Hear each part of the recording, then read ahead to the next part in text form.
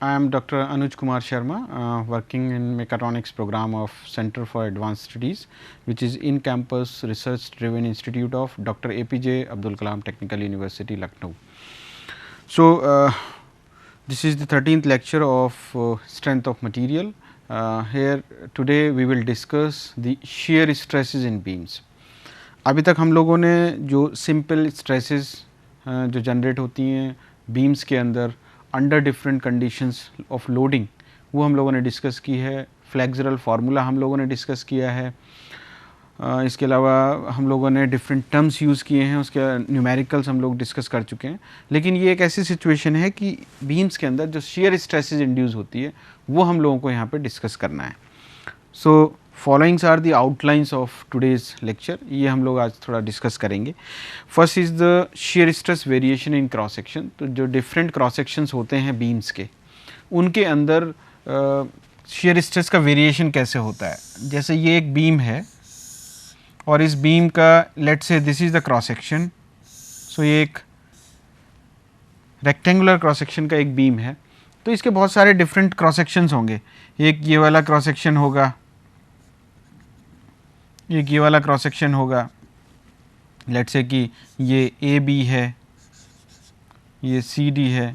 तो ये different cross sections जैसे जैसे होते हैं, एक तरफ से हम राइट लेफ़्ट से राइट चलते हैं या राइट से लेफ़्ट चलते हैं, तो शेयर स्ट्रेसेस का वेरिएशन होता है. तो उसको कैसे वेरिएशन होता है, क्यों वेरिएशन होता है, क्या उसके पीछे रीजंस हैं, that we will discuss in today's lecture.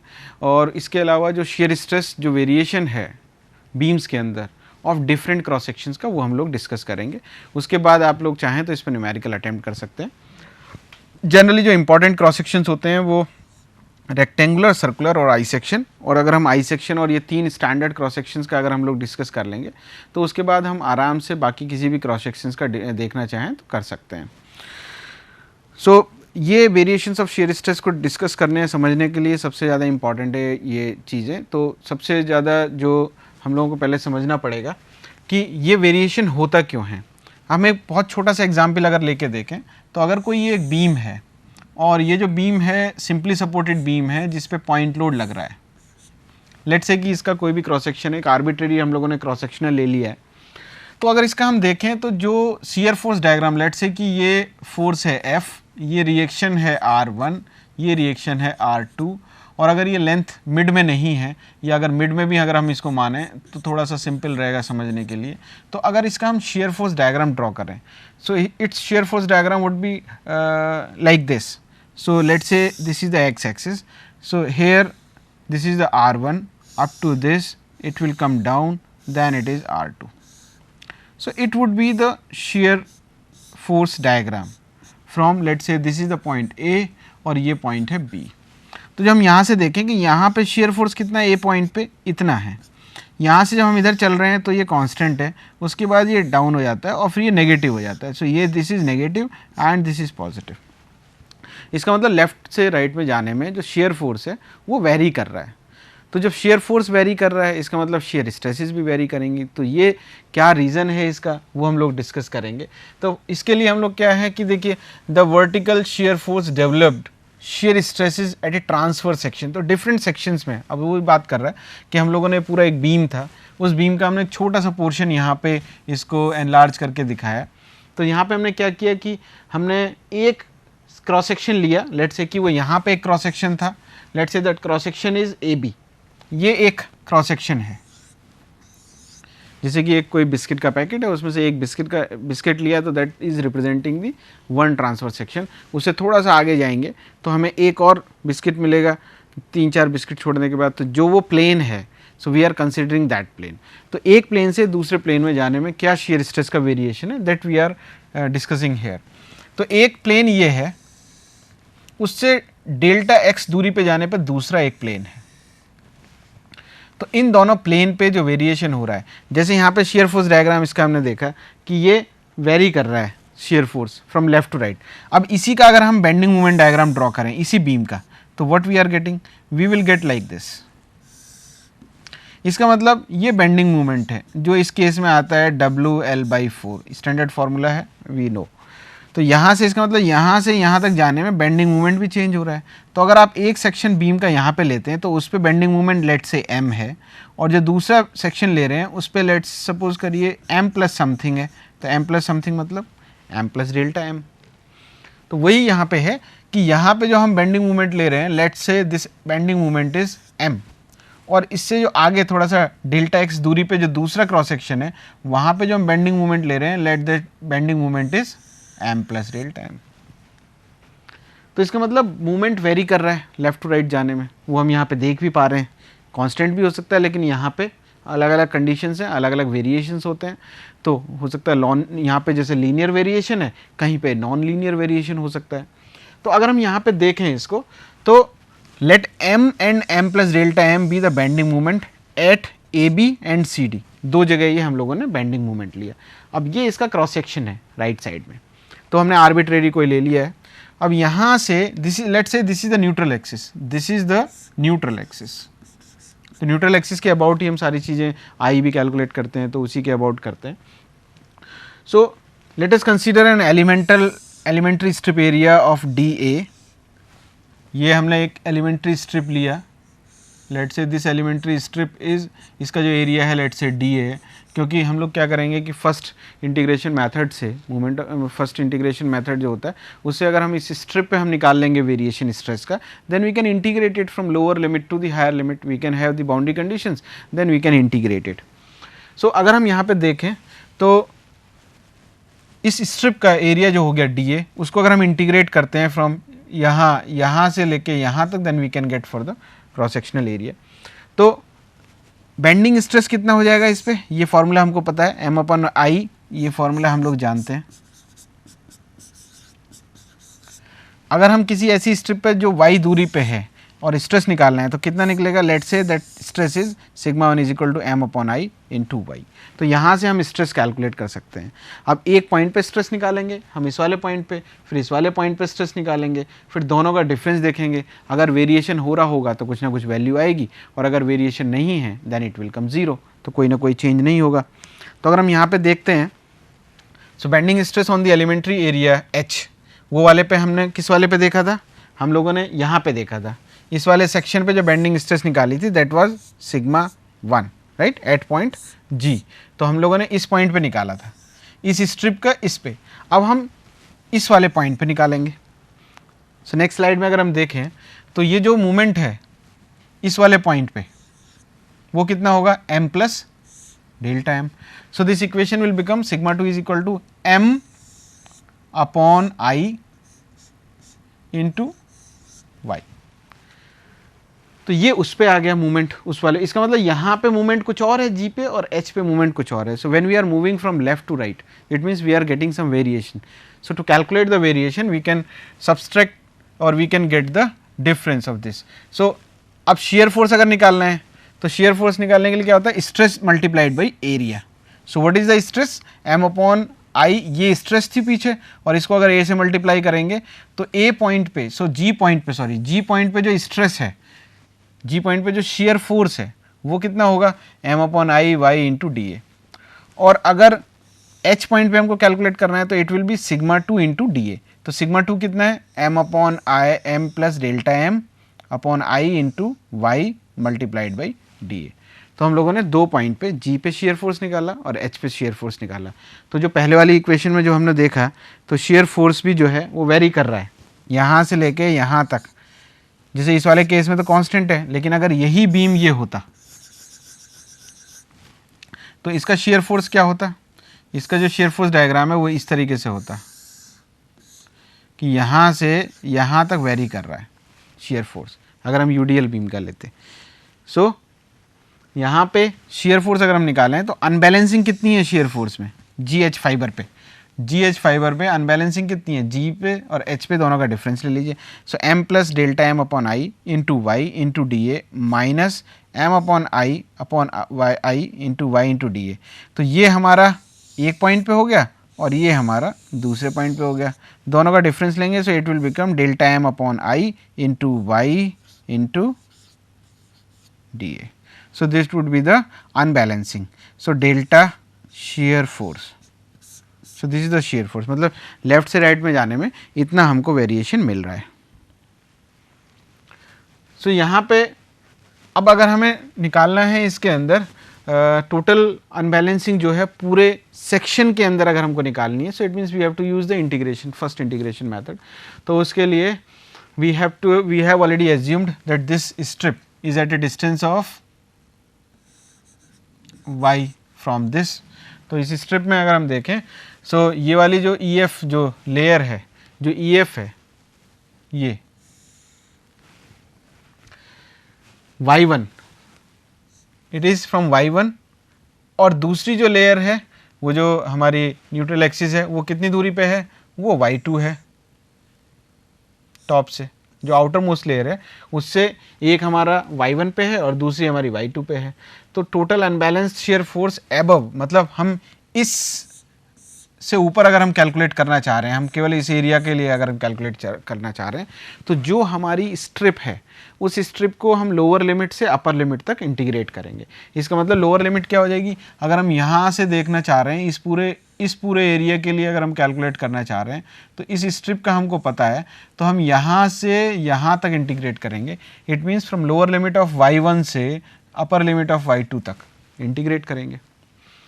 सो इसका मतलब जो चेंज था, जो डिफरेंस था वो कितना था, डिफरेंस था इतना, dm upon I into Y into D A.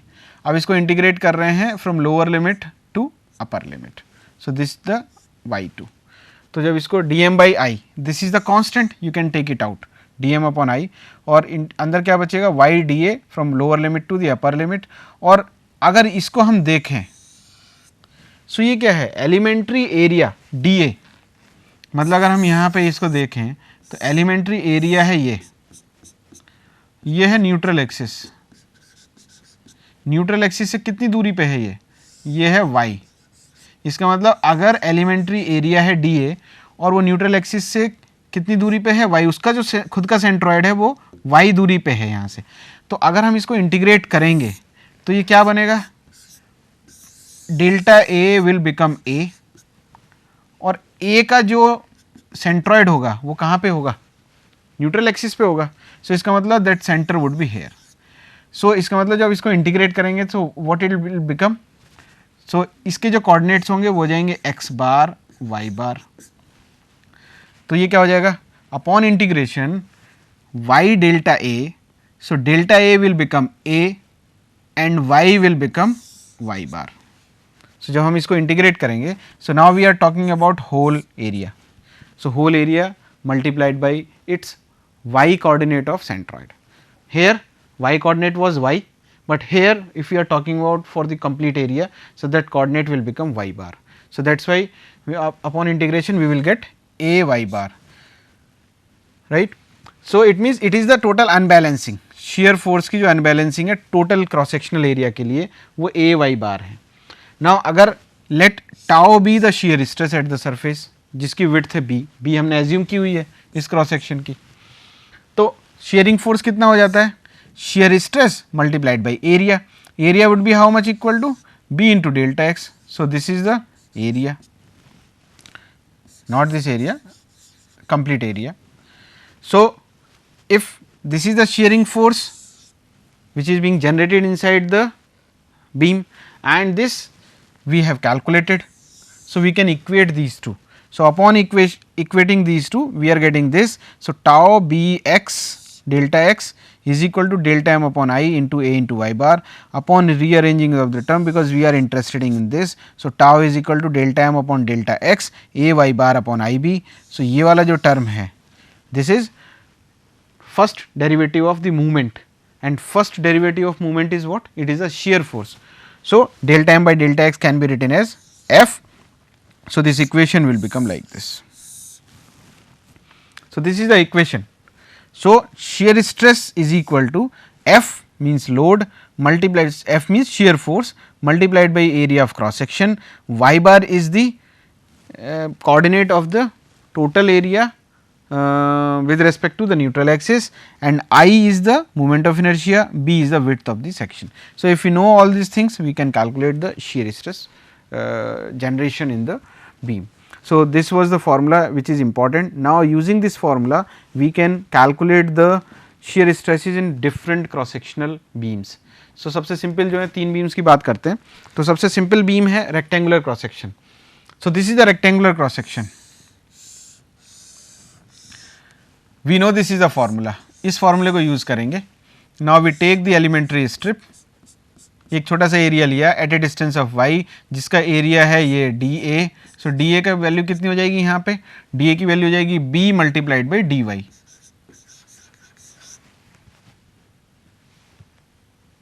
Right, the area of the shaded region would be how much?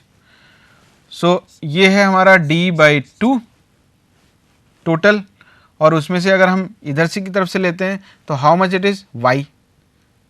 So dy would be how much? So, it will become b multiplied by d by 2 minus y. So, this is this, and y bar would be how much? Y bar means ये वाला, ये यहाँ से कितना होगा? So, this would be equal to 1 by 2 d by 2 plus y. Very simple. इस point के जो कोऑर्डिनेट्स होंगे वो ये आ जाएंगे. So, we can multiply it a into y bar. So, upon multiplication we will get b into d by 2 minus y into ये distance हो गया. So, this is d by 2 minus y, d by 2 plus y, a minus b, a plus b. So, we will get this. So, put this a y bar in this expression. So, what we will get? हमको मिलेगा tau is equal to f a y bar upon I b. तो f upon I b as it is and a y bar की जगह ये value रख दीजिए b by 2 into d square by 4 minus y square. Upon simplification what we will get? So, tau is equal to f upon 2 I d square by 4 minus y square, or put the value of I. So, we are talking about the rectangular cross section. So, I is how much? bh cube by 12, or here height means it is d. So, it will become b d cube by, so b d cube by 12, और ये जो 12 है वो ऊपर चला गया. So, what formula we have got? Tau is equal to this. So, this is the formula, general formula for this. By putting the value of y at different sections or different layers, you can get the corresponding values of tau. So, अगर हम boundary conditions लगाएं, let's say we want to calculate the maximum or minimum value of tau. So, what we can do? We can put this value. So, at y is equal to d by 2, y is equal to d by 2 means at this point shear stress would be 0, और shear stress maximum कहाँ होती है? जहाँ पे कि maximum के लिए अगर निकालना है तो put y is equal to 0. If you would put y equal to 0, you will get the maximum maximum shear stress. और अगर आपको y ये वाली कंडीशन से दो बाउंड्री कंडीशंस हैं. So, at y is equal to d by 2, you will get tau is equal to 0, or at y is equal to 0, you will get tau is equal to maximum. So, if you want to calculate tau max, so इस वाली equation में y की जगह 0 रख दो, we will get 6f upon b d cube into d square by 4, ये d square इससे cancel हो जाएगा. So, what we will get? 6f upon b d into 4, again 2 2s are 4, 2 3s are 6. So, we will get tau max is 3 by 2, this much. So, what is this f by b d? B into d is what? It is the area. So, b d means b d. So, we mean total area. So, this total area means if we divide the shear force by total area, what we will get? We will get the average shear stress, shear force. So, it means, so this is the average shear stress, or we can say mean. So, इसका मतलब tau max is how much? 3 by 2 multiplied by average. So, this is the important relation. Sometimes it can be asked to prove. तो इसका मतलब जो हमारा rectangular cross sectional beam होता है उसमें जो मैक्सिमम शेयर स्ट्रेस इंड्यूस हो सकती है that can be 1.5 times of the average stress. So this is the condition. So likewise if you see here, so this is the equation of A parabola. You can see the variation is parabolic. So, that is why at this point at y equals to d by 2, tau is 0. So, mark this point. At y is equal to minus d by 2, if you will put, you will get 0. If you will put y equals to 0, so you are getting something. So, this is the tau max. So, mark this point and you can match these points. So, this is the distribution. So let's say if you want to calculate at this distance, so this would be in between the maximum. So like this. So this is the shear stress distribution. So this was for the rectangular cross sectional beam. Sometimes derivation can come, sometimes numerical straightforward on the formula can come. Now this was the shear stresses in circular cross sectionals. So same methodology we will adopt. We have to derive the formula. So first we have to remember this formula, tau is equal to F upon IB into A y bar. So somehow we have to calculate this and we have to put this value inside this. So here B is also the variation, what is B I will let you know. So then we can integrate it and similarly we can find out the final expression. So let us say we can discuss here. So for this we can do this, I am drawing this circle again. So this is the neutral axis. So at a distance of y we can get the elementary strip here. So this is the elementary strip at a distance of y. So let us say at this distance the thickness of this strip is b. So it is dependent on the y. जैसे जैसे y अगर हम इस point की बात करें तो b is how much? b is equal to the diameter. और अगर हम ऊपर की तरफ चल रहे हैं y बढ़ रहा है तो क्या होगा, b छोटा होता जा रहा है. तो at this point b would be 0. It means we have to find out a relation between b, y so that we can use there. b की ज़रूरत पड़ेगी हमें, एरिया निकालना है हमको स्ट्रिप का, तभी हम उसको इंटीग्रेट कर पाएंगे. सो अगर हम यहाँ पे देखें तो एक ये ट्राइंगल बन रहा है. सो this is the triangle, this side is equal to b by 2, this side is equal to y and this side is equal to r, let r is the radius. So d by 2. So using Pythagoras theorem we can write down a relation. What relation it is?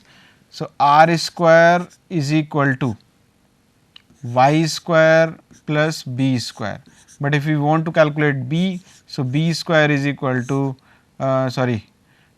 b is equal to what? b is equal to r square minus y square और b square is equal to r square minus y square. तो कोई भी relation आप ले सकते हो. सो this is the relation. तो यहाँ से हमको b मिलेगा. b किस लिए चाहिए हमको? क्योंकि एक एलिमेंट्री स्ट्रिप है और इसकी थिकनेस कितनी है? dy.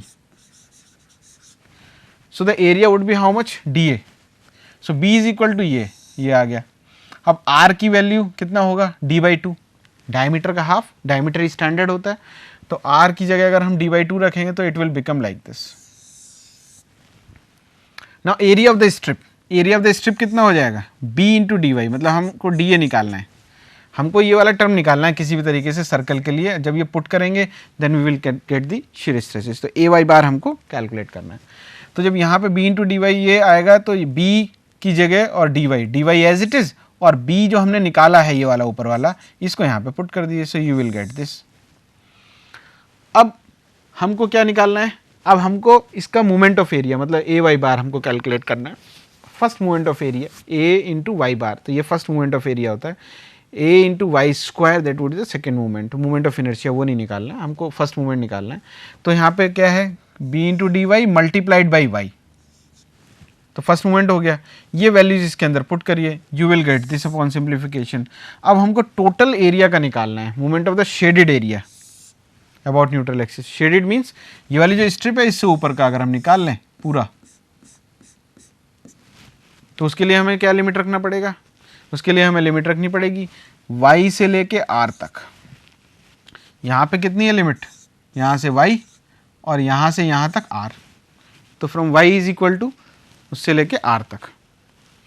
तो ये हमको जब वैल्यू लेनी है तो यहाँ पे हम इसको जब वैल्यू को पुट करेंगे इसको इसमें और इसको इंटीग्रेट करेंगे we will get this relation. अब हमको b नहीं चाहिए, हमको चाहिए b डी वाई. तो उसके लिए y डी वाई. तो हम क्या करेंगे? इसको डिफ्रेंशिएट करेंगे, इस वाले टर्म को. इसको जब डिफ्रेंशिएट करेंगे तो differentiating both the terms we will get y D Y is equal to -1/4 b into D B. ये हमने क्यों किया? क्योंकि हमको यहाँ पे ज़रूरत पड़ेगी इसकी.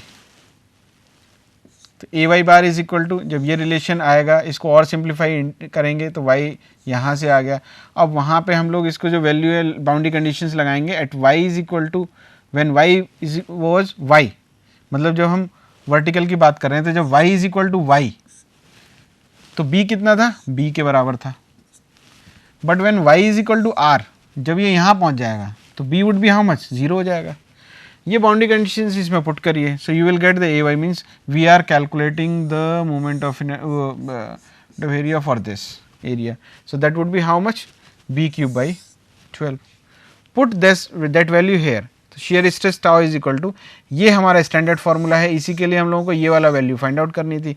Put this value here F A Y bar upon I B, तो ये आ गया, सो बी से ये हो गया, तो F B square upon 12 by, अब आई की वैल्यू पुट करिए, आई क्या होता है सर्कल के लिए, pi D raise to the power 4 upon 64। नहीं भी करना है तो यहाँ पे जब आप देखेंगे ये रिलेशन अगर हमको निकाल रहे हैं तो relation would become F by 3i R square minus Y square. So this is the standard relation. Now by putting the different values of Y, अब हम लोग अलग अलग कैलकुलेट कर सकते हैं। सो टाउ मैक्स अगर हमको निकालना है, so we have to put Y equals to 0। So if we put y equals to 0, this relation will become f upon 3i into r square.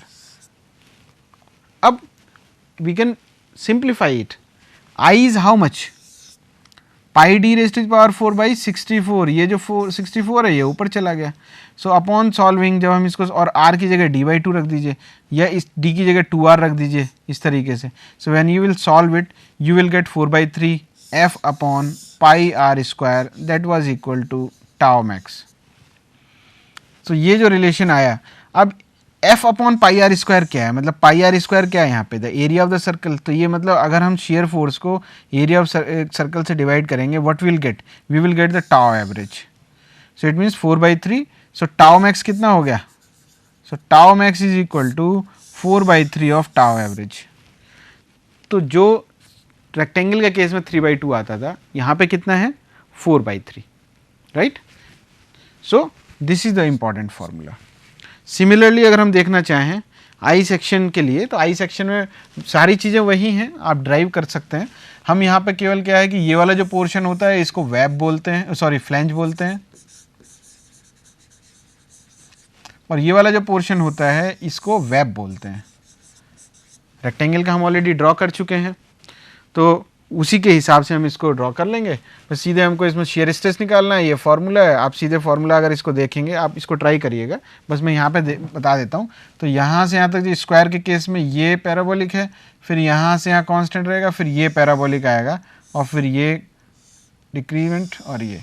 तो ये बाउंड्री कंडीशन आप लगा दीजिएगा।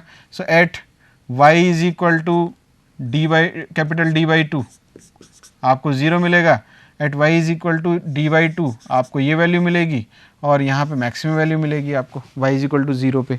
तो जब आप इसको देखेंगे तो ये फार्मूला आपका जो आया, this formula will be for flinch F upon 8i capital D square minus small D square. तो ये फार्मूला मीन्स इस वाले फ्लेंच के लिए। लेकिन जब आप फ्लेंज और वेब दोनों के लिए देखेंगे तो ये हम इतना एरिया लेंगे, इसके लिए हम लोग ए वाई बार निकालेंगे, फिर इसको इस वाले फार्मूले के अंदर रखेंगे, F upon I B is equal to tau. तो ये हमको निकालना है इस शेडेड पोर्शन के लिए। Then value will put, you will get this relation, और यहाँ पे जो रिलेशन मिलेगा वो आपको ये मिलेगा। और न्यूट्रल एक्सिस पे अगर निकालना है तो y इज इक्वल टू 0 रखना पड़ेगा, तो shear stress is maximum. So ये टाउ मैक्सिमम का फॉर्मूला आएगा आपका। Tau maximum would be equal to how much, F upon 8i, B means जो आउटर जो ये है B upon small B means web की जो थिकनेस है, into D square minus small D square plus small D square. ये आप try करिएगा। तो सिमिलर उसी मेथड पे है, और इस तरीके से हम लोग डिफरेंट क्रॉस सेक्शंस के शेयर स्ट्रेस का वेरिएशन कैलकुलेट कर सकते हैं, और इस पे आप लोग न्यूमेरिकल भी ट्राई कर सकते हैं। So I hope you have understood what we discussed today. So keep practicing. Thank you so much. Thank you for listening.